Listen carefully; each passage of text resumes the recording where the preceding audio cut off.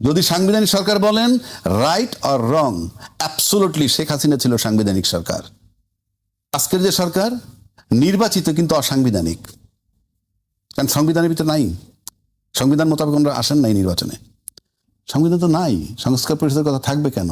বিষয়টা আসলো তো নতুন, বিষয়টা কি আগে ছিল বা সংবিধানে ছিল? কখনো ছিল না। যখন ছিল না সেটা আপনি আনবেন কেন?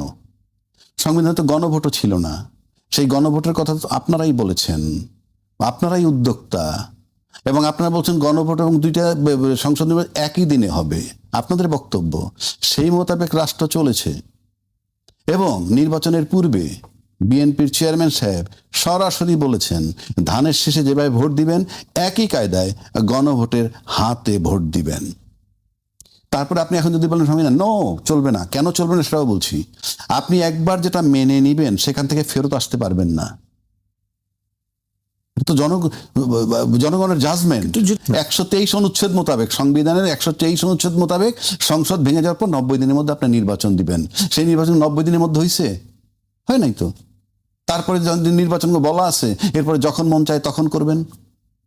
এখন পর্যন্ত রাষ্ট্রপতি যখন জাতির উদ্দেশ্যে পার্লামেন্টে ভাষণ দিলেন, উনি কি একবারও ব্যাখ্যা দিয়েছেন দীর্ঘ 17 মাস পরে আমরা নির্বাচন কেন করলাম সংবিধানকে ভায়োলেট করে? এটার রিপ্লাইটা কি দিলেন? কোনো রিপ্লাই তো নাই। নির্বাচন কমিশন যখন তফসিল ঘোষণা করছেন তখন বলছিলেন আমি সংবিধানে এত অনুচ্ছেদ মোতাবেক ঘোষণা করছি, বলেন তো নেই। আপনারা জেনে শুনে সংবিধানবিহীন নির্বাচন করেছেন, সংবিধানের বাইরে থেকে নির্বাচন করেছেন। আপনি এখন সংবিধানের দোহাই দিচ্ছেন কি কারণে? সংবিধানে তো এখনো আছে 4-এর ক মোতাবেক সর্বত্র বঙ্গবন্ধুর ছবি ঝুলতে হবে, জাতির জনক শেখ মুজিবুর রহমান সাহেবের। এখনো তো বঙ্গভবনে তার ছবি ওঠে না। তো রাষ্ট্রপতি কি করতেছেন? প্রত্যেকেই তো সংবিধান ভায়োলেট করতেছেন। আপনি সংবিধানে কোনটা মানেন কোনটা মানে না? আপনারা কোনোভাবেই সাংবিধানিক সরকার নন। আমি আবারও বলছি, সংবিধান যেভাবে আছে তাতে যদি নির্বাচন হয় তাহলে 8ই অগস্ট 2024-এ নির্বাচন ওত নিছেন ইউনূস সরকার, 7ই নভেম্বর 2024-এর মধ্যে নির্বাচন হয়ে যাওয়ার কথা ছিল। অথচ বিএনপি প্রথম প্রস্তাব দেয় ডিসেম্বর 25-এর মধ্যে আমরা নির্বাচন চাই। আপনার খেয়াল আছে নিশ্চয়ই। ডিসেম্বর 2025-এর মধ্যে কোন সংবিধানে চেয়েছিলেন? কাজী সংবিধান বলে এই সংবিধানের দোহাই দিয়ে কিন্তু শেখ হাসিনা চলছিল 14 বছর। তবে বাংলাদেশে যদি কেউ বলে সাংবিধানিক সরকার কে, আমি এখন আপনাকে বলছি আমরা 3টা সরকার যদি পাশাপাশি নিয়ে আসি। ইউনূস সরকার, উনি কে ছিলেন? উনি ছিলেন, আপনারা সবাই জানেন, রাষ্ট্রপতির মতামতের ভিত্তিতে বসছেন। উনি ছিলেন একজন অনির্বাচিত অসাংবিধানিক কিন্তু জনসমর্থিত সরকার, জনগণ তাকে বসাইছে। আর আজকের যে সরকার নির্বাচিত কিন্তু অসাংবিধানিক, কারণ সংবিধানের ভিতরে নাই, সংবিধান মোতাবেক আমরা আসেন নাই নির্বাচনে। যদি সাংবিধানিক সরকার বলেন right or wrong, absolutely Sheikh Hasina ছিল সাংবিধানিক সরকার। বলতে পারেন সংবিধানটা তার মতো, ইয়েস, তার মতো করে বানাই নিছে, যে সংবিধানটা এখন আছে তার মনের মতো করে বানাই নিছে এবং সেই মোতাবেক উনি নির্বাচন। অ্যাকচুয়াল উনি কিন্তু সংবিধানের বাইরে যান নাই। দ্য অনলি গভর্নমেন্ট সাংবিধানিক সরকার একমাত্র শেখ হাসিনা। আর ইউনূস সরকার ছিলেন, আবারও বলছি, অসাংবিধানিক, অনির্বাচিত কিন্তু জনসমর্থিত। এই সরকার, বর্তমান সরকার নির্বাচিত কিন্তু অসাংবিধানিক। কারণ সংবিধান মোতাবেক আমাকে দেখাইতে পারে যদি কেউ যে 2026 সালের ফেব্রুয়ারিতে নির্বাচন এর গাইডলাইন ওই সংবিধান মোতাবেক হয়। আমরা এই সংবিধান নাই। আমরা কোন সংবিধানে আসছি? অন্তর্বর্তীকালীন সরকার যে টাইমলাইন দিয়েছে, অন্তর্বর্তীকালীন সরকার যেভাবে নির্বাচন করতে বলছে, বাংলাদেশে কোনো রাজনৈতিক ব্যক্তিত্বের সেখান থেকে তাকে এক চুল নাড়াইতে পারে নাই। উনি বলছিলেন 12ই ফেব্রুয়ারি নির্বাচন, একদিন আগেও নয় একদিন পরেও নয়, ঠিক তাই হয়েছে। এইবার আসেন রাষ্ট্রপতি নিয়ে কথা বলছেন, রাষ্ট্রপতিকে আপনি সরাচ্ছেন না কেন? আপনাদের প্রবলেম আছে। আমার কাছে তো মনে হচ্ছে পাওয়ার শেয়ারিং হয়েছে। পাওয়ার শেয়ারিং মানে আওয়ামী লীগ যাতে নাখোশ না হয়, আওয়ামী লীগের রাখছেন। আওয়ামী লীগের বিরাট শক্তি, রাষ্ট্রপতি আছে। প্রশাসন আওয়ামী লীগের, গল্প যে যতই করুক, প্রশাসন আওয়ামী লীগের। কোথায় প্রশাসন আওয়ামী লীগের? সব প্রশাসন আওয়ামী লীগের। আওয়ামী লীগের সময় নিয়োগ দেওয়া সব, আপনি বললে হবে না। পরবর্তীতে সেগুলো পরিবর্তন হয়েছে। কোথায় পরিবর্তন? লোকগুলো তো আছে। লোকগুলো কি 4 তলাটা 5 তলায়, 5 তলাটা 12 তলায়, 12 তলাটা 19 তলায়, তো কি হয়েছে?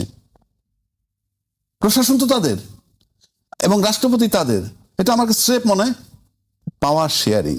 আর পাওয়ার শেয়ারিং এর শর্ত হইলেই যে শেখ হাসিনা বা আওয়ামী লীগ শক্তি এই ছাত্র শক্তি বিলুপ্ত করতে চায় ফ্রম ডে ওয়ান।